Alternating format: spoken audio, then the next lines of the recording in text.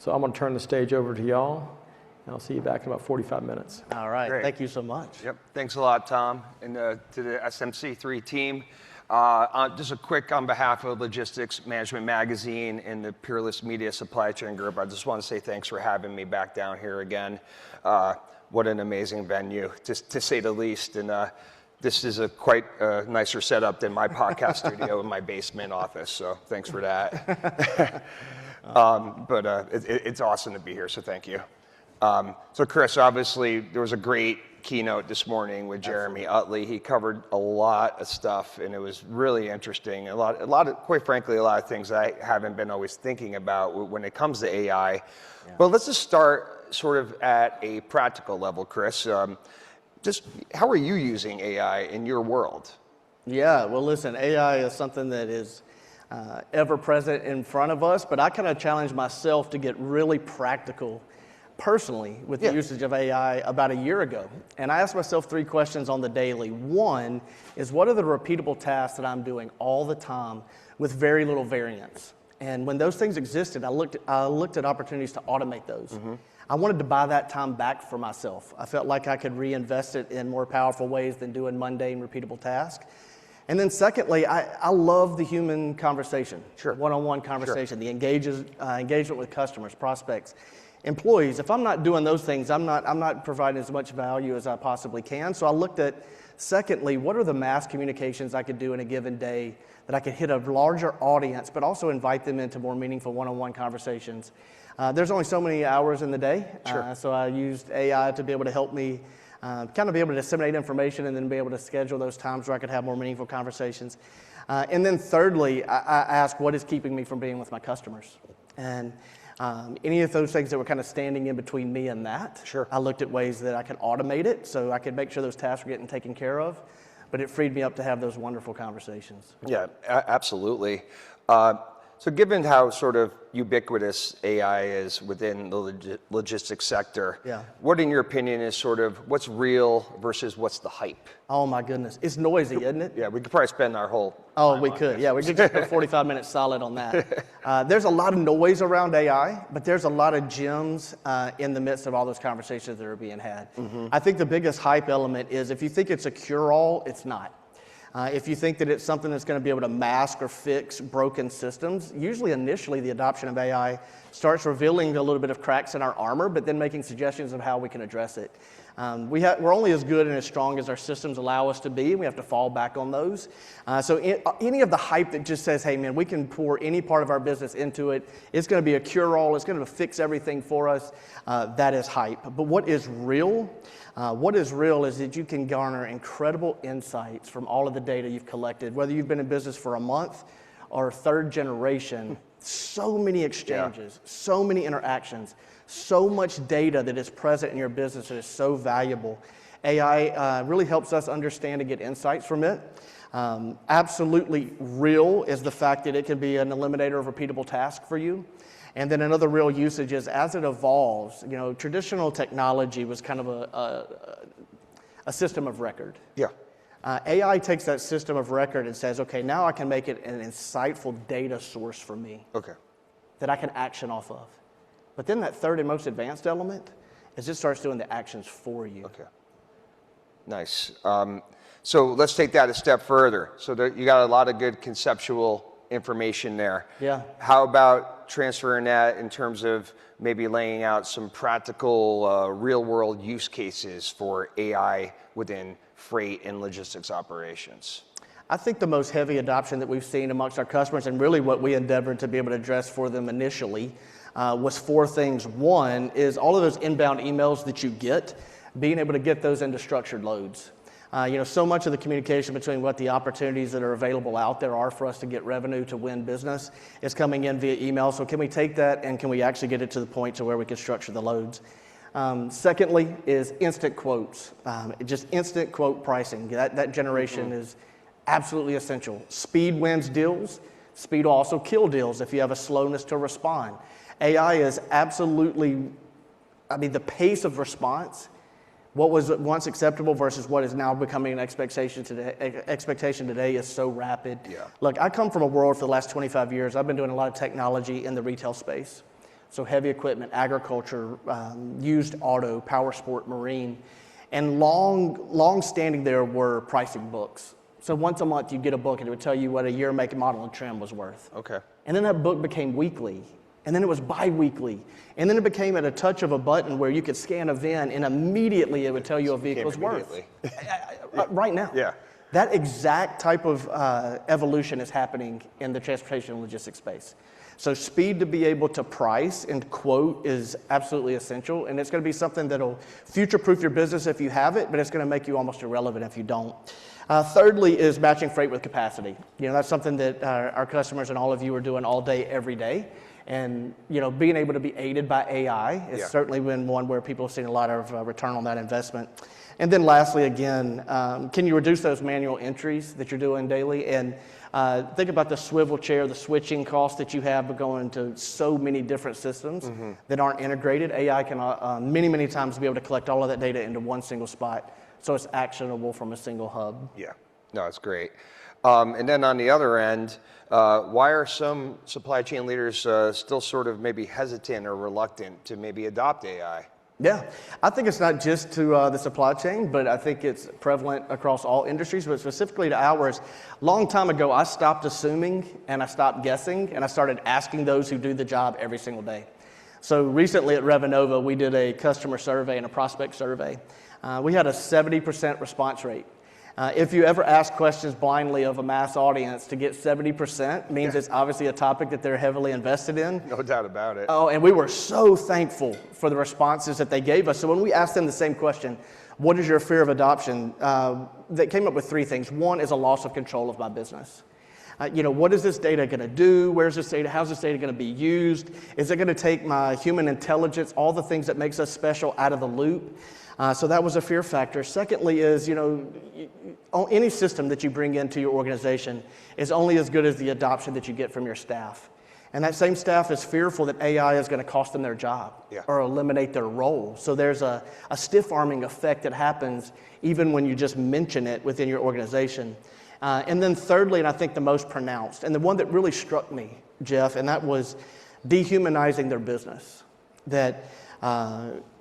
So I talked to our team at Revenova about that. I said, listen, I'm never going to ask you to do more with less. I am going to ask you to do more with better. Yeah. And AI is not a tool. Earlier, the keynote speaker, Mr. Utley, he came up here and said some very insightful things about how AI is a teammate. Right. If we can look at AI not as a tool, think about a hammer. The hammer in the hands of a craftsman builds a beautiful home. A hammer in the hands of a thief breaks into it. So it's the same tool, two different uses. I want to get away from AI as the tool. Though it does do some really wonderful things in building, think more about like a teammate. Mr. Utley and I could not agree any more than what he was talking about earlier today is if you could almost think about, I hate to say this in open audience because I haven't trademarked it yet, so I've got my VP of product. Yeah, everybody, can I get an air NDA that y'all won't use this? But this morning when I was taking my notes, I said, I don't want anything to do with artificial intelligence, and I want everything to do with accelerated intelligence. Give me good insights faster.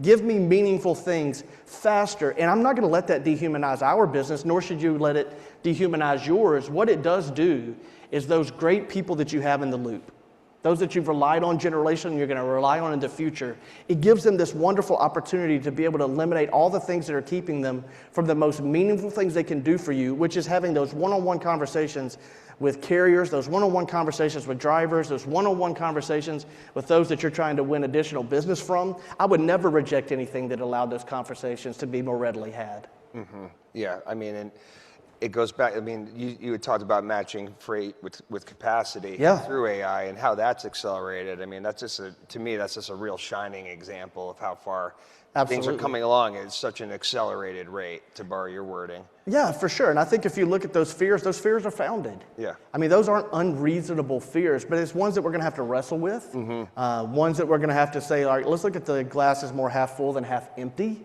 and say, how can I take those same fears and turn them into positives? Yeah. So you're not going to lose control of your business. You're going to gain a better control and a better grip on the things that actually make you money. The busyness of life will go away, and the good business parts of your life are going to be at the forefront. And look, we're not eliminating staff here, but if we want to grow exponentially, we all know that there's human costs generally to do that. If I can continue to grow our business without growing the overhead of staff, and the existing staff I have now becomes that much more efficient and are able to do that much more per employee, that's a win-win. Yeah. But I think that's something that starts with the top down in your business. You need to really vocalize that to your team, because the more they embrace it and the more they adopt it, the better it'll be for you. Yeah.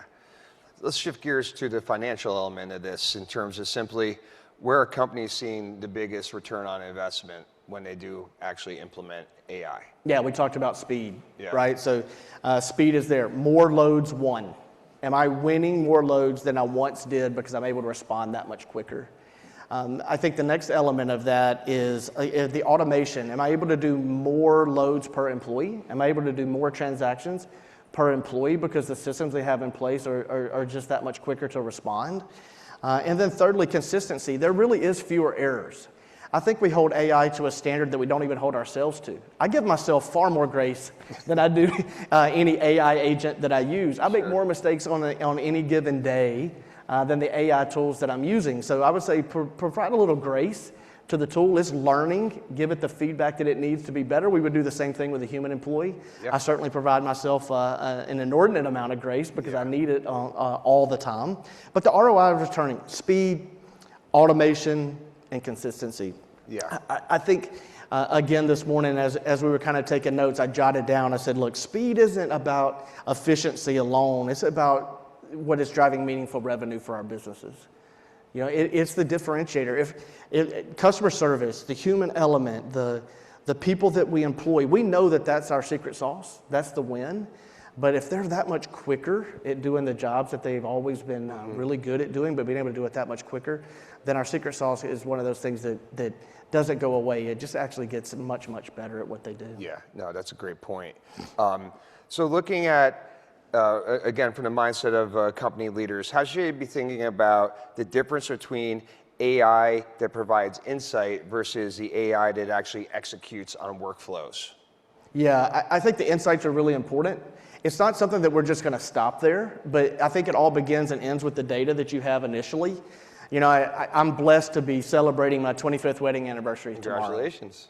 Andrea Wyndham, she's not going to be listening to this podcast live. I can say that, but she might watch it back because I'm going to give her a crazy plug. It's not easy to be married to this guy for 25 years. And last night we were talking about just all the conversations we've had, all the experiences that we've had together over the last 25 years. And as I was flying here today, I was thinking really all of those interactions I've had were data points. Yeah. They're data points, they're history, they're milestones. They're milestones, man. And I think, you know, as I endeavor, if the Lord gives us wind and breath to be together for 25 more years, am I going to be that much better of a husband because of all the insights and the data I've been able to collect over the first 25 that we've been blessed to live life together? I think when you look at your business too, there's so much that's happening within it that you want to get insights out of. If you're like me, it's hard to stop and pause the busyness of the day to actually reflect and think about the growth mechanisms that exist within your business. But many times it's the experiences that you've already had. It's the things that you've already done. So many times we apply AI agents to those data sources, and it gives us incredible insights about how we can action it in the future. Yeah. And those might be things I would never give myself the time in the day to respond to. But then the actionables, right? I think there's three kind of tiers to that. Okay. The first is if you're an early adopter of AI, the action that you're likely getting is task-oriented. Very simple task. What are the things that I'm doing repeatedly all the time? You know, we're getting calls all day, every day about AI agents that do a very specific thing. And while those are great, having it in your existing workflows is even better. So having a trusted partner like Revenova or others who can take it into your system of record already and deploy it makes it that much better. But remembering that AI is quickly becoming not just supplementary to your core system, it's going to become your core system. All of your data is going to exist within agents that can read it, extrapolate it, analyze it, and action it for you. And then I think thirdly, the power users are the ones who are already allowing AI to do things for them, not just make recommendation, not just maybe to take care of a simple task, but actually taking something from stem to stern, start to finish. Yeah, human oversight exists in it, but the actions that are allowed there is I think that there are things that you could completely eliminate your same workflows that you can just do repeated with AI instead of having to continue to touch it all the time. Yeah, no doubt. And we've covered a lot about actionable items and execution, but if a company's new, or rather not new, but a company has not used AI yet, where do they start? Where do they begin? How? I mean, there's so many different directions you can go in, right? So what's a good stepping off point? Yeah, get all of your team in one room and ask them what are you actually trying to solve? What is the problem that we are trying to solve? Don't force fit AI into your business so you can check off a box to say you've done it. I mean, get around the table and say, what are the things that are causing us pain? What are the things that are slowing us down? What are the things that are making us inefficient? Where are we losing where we should be winning? Ask yourself those difficult questions and then look back and say, how might we be able to use AI to answer those? Yeah. I always start with the what am I trying to solve? What am I trying to fix or what am I trying to improve? I think what you'll commonly come out with is, man, take the baby steps. Identify again those repeatable tasks. Yeah. The repeatable tasks, especially that have very little variation. Let's get some AI in place to be able to do those for you. Secondly, get insights from your team. Many times the best decisions that we make as leaders is when we get closest to the challenge. So get to your teammates. If you want them to really adopt it, if you want them to really be champions of AI within your organizations and not those that reject it, is ask them how can I make your day easier? Mm-hmm. How can I make your processes better? How can I make it to where you feel more fulfilled in the work that you do? And once you find out what those things are, let's look and see how we can get AI maybe to supplement that there. And then lastly, don't build dashboards and that be it alone, right? Don't just build a bunch of spreadsheets that AI kicked out to you. Many times that's observing the problem and not solving it. Yeah. Let's get to that next level of recommendation. So let's take that data and not just create a spreadsheet, but let's take that data and say, all right, now what should I do in my business given that this is a known element? Right, so that gives you more of a focused approach, so to speak. Absolutely. Again, like Utley talked about earlier today, don't use AI just as an information gatherer. Think about AI as a teammate. Yeah. We named the AI agent at Revenova Artemis. Right? So Artemis is this cool tool, right? And we talk about Artemis. Look, we even let Artemis be in our March Madness bracket in March, right? So we had our whole team out there picking who's going to win the NCAA tournament, and we can see how many people can beat Artemis. Artemis is like a teammate to us. I mean, internally, we refer to him like it's an employee because Artemis is an AI tool, but the things that Artemis does for us, it's an incredible, like it's a teammate. Like we have really taken it to the point that's how we think about this AI agent that exists within our business that we're able to sell out to our customers. So I think if you actually, instead of letting AI dehumanize your business, why don't you humanize AI a little bit and see if it doesn't fit better into your business? Well, the obvious follow-up to that question is, did Artemis win your March Madness? No, it got crushed. Oh, well, that made me feel really good. Go. That's right. No, I think we had 63 people that were in our pool. Artemis finished 47th. My God. Yeah, that's exactly right. So you have to extend to it grace, right? Yeah. So I've been working Artemis really hard and hadn't been watching a whole lot of basketball apparently. Yeah, low-key brag, I won my pool. Let's go, man. Yeah, Come go. on now. Yeah. There you go. Well, I'm the commissioner of our league, so I don't get to be in it. But we provide insights at the end of every single round. And I think our employees are like, does Chris work? Because I had so many insights on the teams. And I said, one promise I made to them, none of the per round insights would be AI driven. They would all be off the top of this dome. Yeah, so they probably weren't very good. Yeah, no, 100%. So looking ahead, what would sort of separate the winners and the losers over the next, say, 3 to 5 years when it comes to AI usage, implementation, results, et cetera? Yeah, I think don't delay. AI doesn't have to be, your data doesn't have to be perfect for it to be actionable.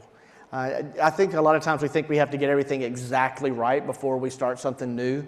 I would say start small and start getting into it now. If you're not into it now, I want to just humbly say to you, you're already behind the 8 ball. Mm-hmm. So in 3 to 5 years, it's not going to be something that we talk about like it's ancillary or like it's an option. It's going to be a long foregone necessity. At the 3 to 5 year point, it's going to be doing things that we can't even imagine that it would be doing today because the evolution is going to be so quick.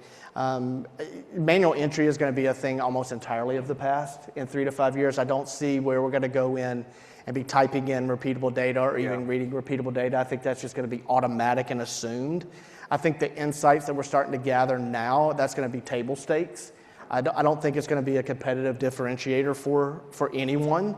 And I think the more that you can make it to where AI is actually executing things within your business beyond just the analytical portions of it, that's where we'll be in 3 to 5 years for sure, is in heavy action. Yeah. I mean, so in that sense, we're kind of still, I mean, if we're sitting here in 5 years and talking about this, it'd be kind of wild to think about, would we be viewing AI as, wow, it was so primitive back then. Right, You know, sure. relative to how we're using it in 5 years, 2031, you know, in 5 years' time. So I guess we'll have to stay tuned. Yeah, absolutely. I think the thing that is an absolute foregone conclusion is that AI is going to become your operating system, not something that exists outside of it and looks in through the window and just like, where will you let me be in? AI is going to be such a key portion of it that it's going to change entirely our system of record. Yeah.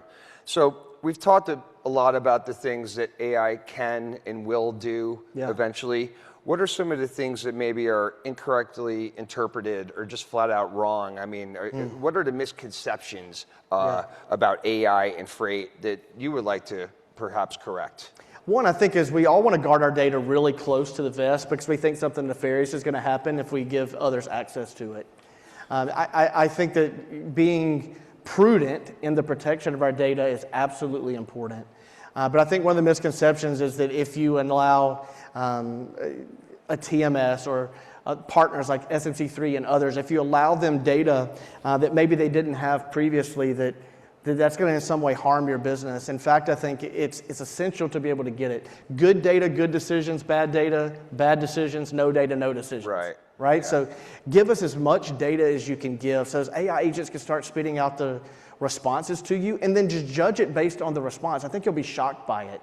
There's so many insightful things that happen for us on a given day at Revenova when we're using AI, not just for our customer benefit, but internally to where it starts guiding the conversations that we have about our product roadmap, the way we market and position ourselves. It starts taking so much of the guesswork out of it because many of the answers are in the data that you and I, as humans, could never read, analyze, and action in a time frame that the window of opportunity would close, the window of advantage would close before we were able to do it. And it's happening in just a few minutes. It's amazing. I think so. The misconception too, though, is let's go back to something that we said in the very beginning. I think this misconception, it has to be an all or nothing proposition, that you have to go from 0 to a full adopter like today when you leave this conference, or you have this fear factor of how am I going to do business anymore. Again, start small and take steps. Do the crawl, walk, run approach. But I have to encourage you to say, if you don't know exactly where to start, whether you're a Revenova customer or not, one of the ways that you can start is come to a trusted partner. And this isn't me doing a sales pitch up here to try to convert everybody into Revenova customers. We absolutely love this industry, and we want to demystify AI for those who operate in it. So whether you pay us a nickel or not, if you have something in your business that you're thinking, wait, how could AI aid me, help me? I may have a fear in it. And you want a trusted confidant that's a third-party independent, call us and let us have that conversation with you. One of the beautiful parts about AI is we've adopted enough that we've created margin within our day that we can readily have those conversations with you. Yeah, that's great.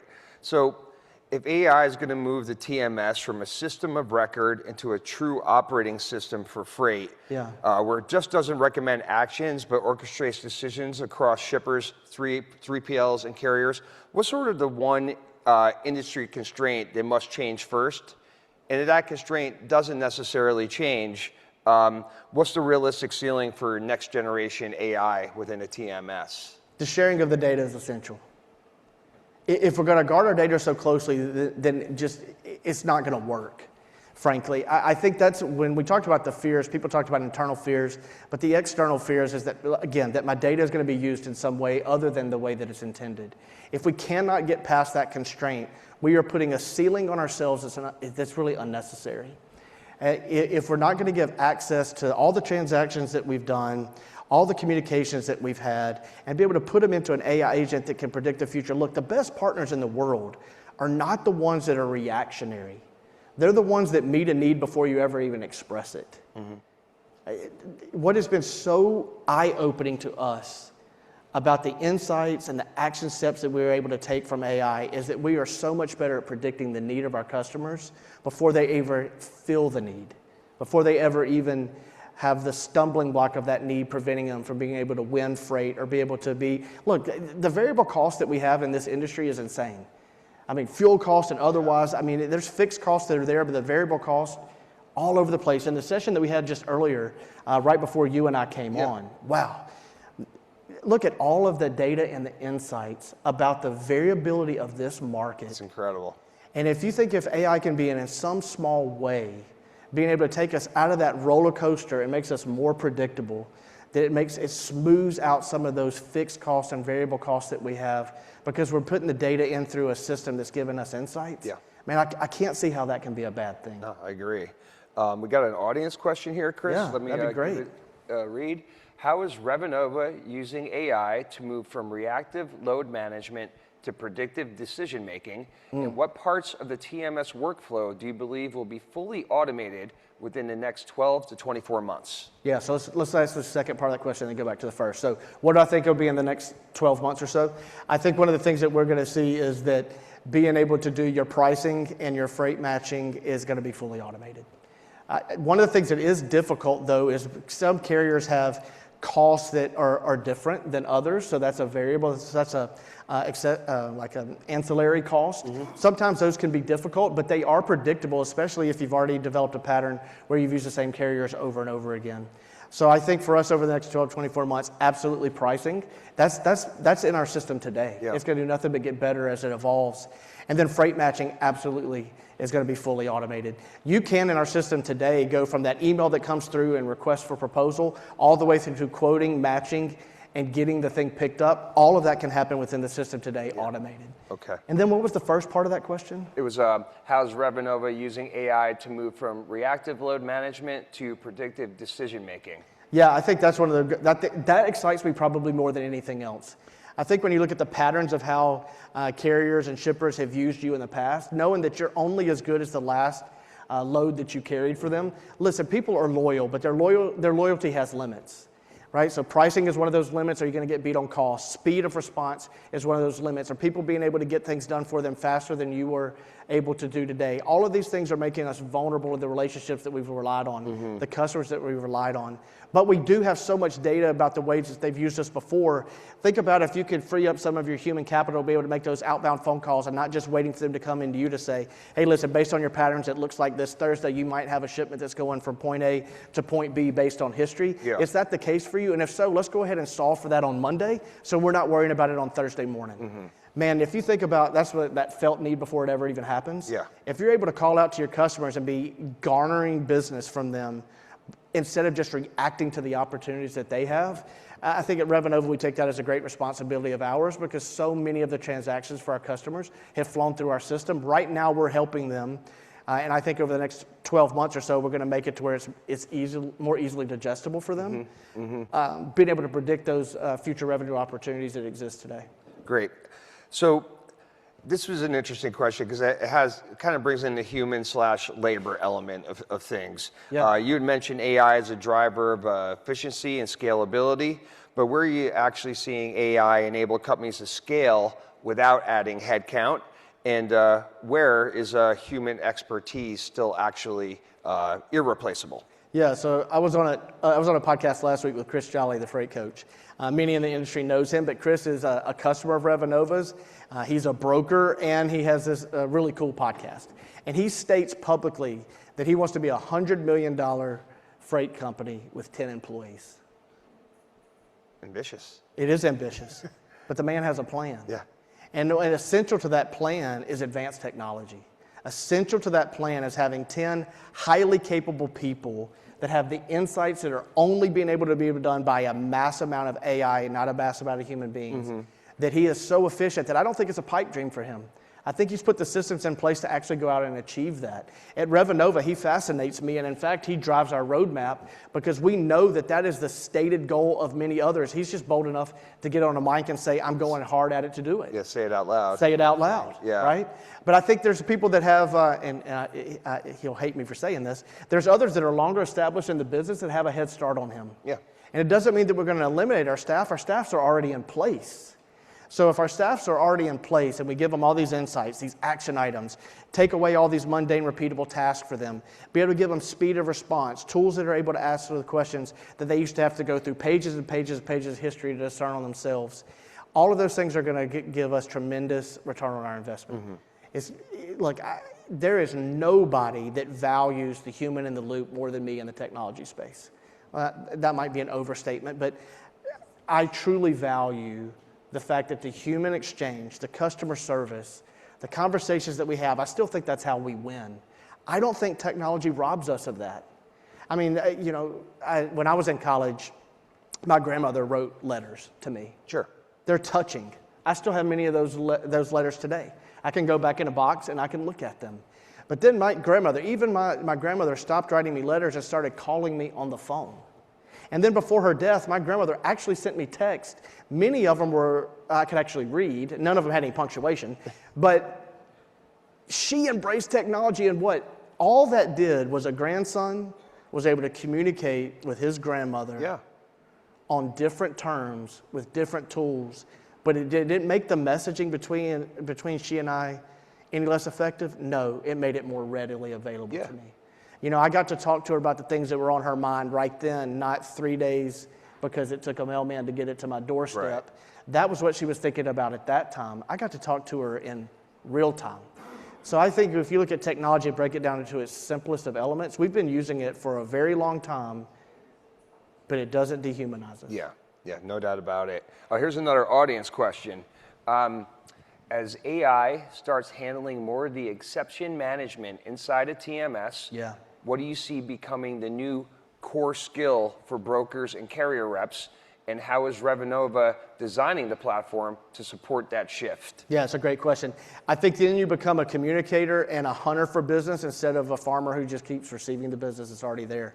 So I think tools to be able to mass engage carriers, mass engage drivers, to be able to get that next business that's out there available to you. So I think we're going to become a lot more of a conduit of communication than we are just a response to the things that are coming into us.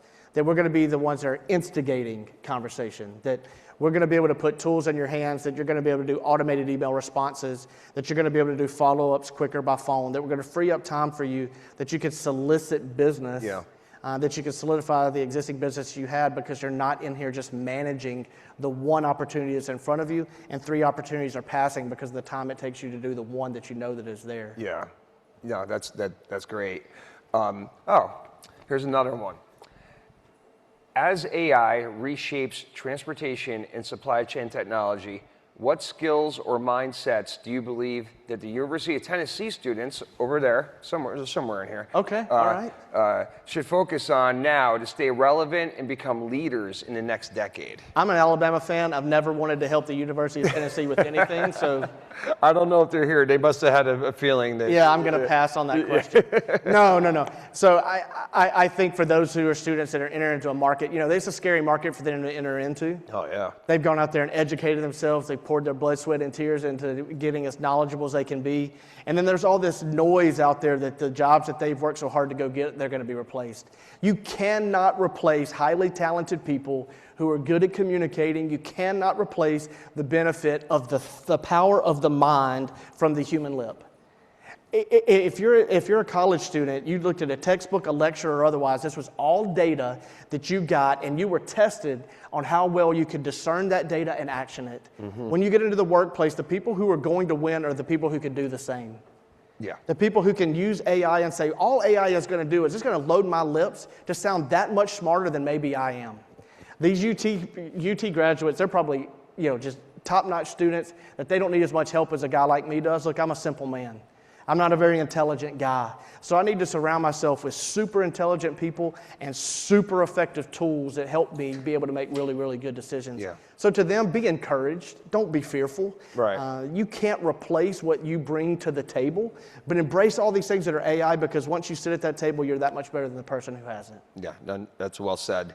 Man, that's as passionate as I could be about UT folks. Man, gosh. Well, you did very well. Well, Yeah. there you go. So across your customer Across your customer base, what's the most common LTL failure point that could be fixed with better data or workflow discipline, but it still exists today? Really intricate pricing. So there's pricing you don't have a standard operating procedure for pricing because, to a certain carrier, a certain driver, they may have cost that doesn't exist across the board for you. So I think the next evolution for us, and it's something that we are in beta testing now, we'll get better and better at it, is being able to get the cost down to the carrier and not just a blanketed cost sheet. That's the biggest challenge right now. And so shifting to brokerage models per se, if you're running a brokerage today and can only prioritize one lever over the next 12 to 18 months, where does technology deliver the most measurable form of ROI? Yeah, pricing and matching. Okay. If you can price quickly and you can match freight quickly, that's ROI in a nutshell. So, if you're not to that point yet, we need to get you there pretty quick. And then if you had to give the audience one piece of advice based on everything we've discussed, what's the one decision that they need to get right over, say, the next 12 to 24 months in regards to their TMS strategy that will determine whether they lead or if they fall behind? Make the decision when you leave here today that you're going to be a champion of AI and not somebody that's so fearful that it keeps you from being an adopter. I think that we have these long-standing sayings like paralysis by analysis, right? The fear to take the first step. This is just the next thing. But I think if you look in your day-to-day life, you're going to see how AI is aiding you.